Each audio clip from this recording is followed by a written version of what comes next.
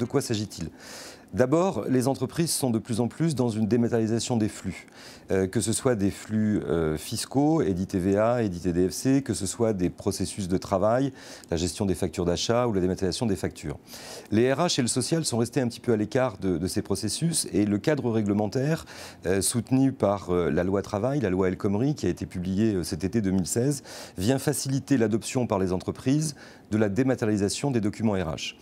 Deux dispositifs. D'abord, un changement de l'option par défaut, c'est-à-dire que le salarié peut dorénavant refuser, mais l'entreprise a le droit et la possibilité de proposer directement à ses salariés la dématérialisation du bulletin de paye.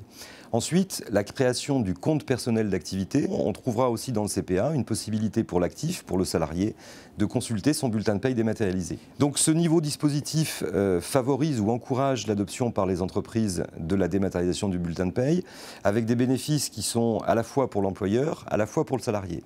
Pour l'employeur, d'abord, c'est quelque chose qui est censé apporter de la productivité dans la distribution des documents, apporter des économies, apporter aussi de la facilité à retrouver et à gérer les documents dans l'archivage et leur conservation.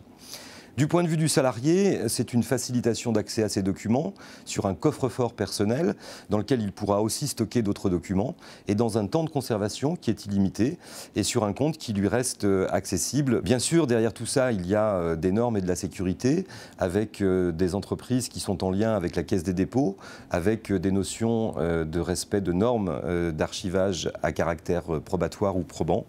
Et globalement une disposition qui devrait accélérer l'adoption par les entreprises de ce dispositif où la France reste un petit peu en retard. Donc au final, sur ce sujet de la dématérialisation du bulletin de paye, un cadre facilitateur par la loi et par les solutions qui doit permettre aux entreprises de combler leur retard sur la dématérialisation de cette fonction sur les documents RH et les bulletins de paye.